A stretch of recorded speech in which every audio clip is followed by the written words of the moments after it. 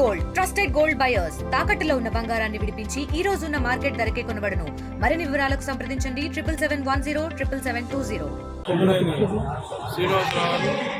మరి ఇంత అసభ్యంగా మరి జర్నలిస్టులకి విధి విధానాలు నేర్పించవలసిన వ్యక్తే మరి ఆ పదవి చేసి జర్నలిజం విలువల్ని మర్చిపోయి మరి మహిళల గురించి ఒక వ్యక్తి కృష్ణరాజు అనే ఒక నీచుడు నోటుకు వచ్చినట్టు మాట్లాడుతూ ఉంటే సంభాళించవలసింది పోయి మరి ఒక రకంగా వెకిలి నవ్వులు నవ్వుతూ దాన్ని సపోర్ట్ చేయడం అనేది చాలా తీవ్రమైన చర్య.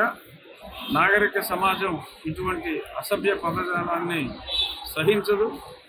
మరి నిన్న మొన్న మనం చూస్తున్నాం, రాష్ట్రంలో మహిళా లోకం ఉవ్వెత్తున తమ నిరసనలు వ్యక్తపరచడం జరిగింది. ఎటువంటి సంయమనం ఉండదు ఈ విషయంలో. ఖచ్చితంగా ఈ సంగతి తెలిసిన వెంటనే నేను డీజీపీ గారికి లేఖ రాయటం, వారితోటి తమ చర్యలు తీసుకోవాలని చెప్పడం కూడా జరిగింది. తప్పనిసరిగా రాబోయే 24 గంటల్లో నాకైతే పూర్తి విశ్వాసం ఉంది. నిన్న చంద్రబాబు నాయుడు గారు కూడా ట్వీట్ కూడా చాలా స్ట్రాంగ్గా ఆయన ట్వీట్ కూడా ఇవ్వటం జరిగింది.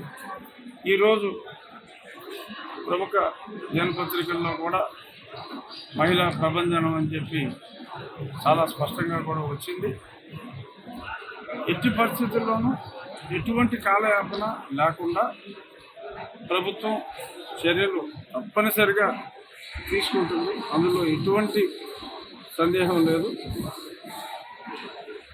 మొత్తం వాళ్ళ యొక్క విష ప్రవృత్తి అమరావతి మీద ముందు నుంచి వాళ్ళు ఏ రకంగా విషయం చిమ్ముతున్నారో అదే రకంగా మొన్న కూడా మరీ నీచంగా మాట్లాడటం జరిగింది. గతంలో మాట్లాడిన దానికన్నా పరాకాష్ఠకి చేరింది.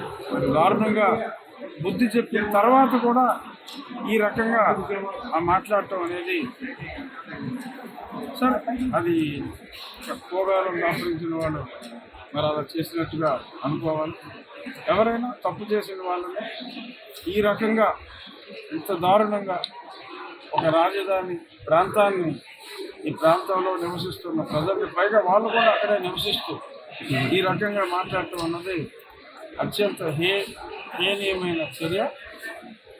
ప్రతి చర్యకి ప్రతి చర్య తప్పనిసరిగా ఉంటుంది. అది ఖచ్చితంగా మరి ఏదో తాళాలు వేసి పారిపోయారంటే డెఫినెట్గా వాళ్ళు దొరుకుతారు.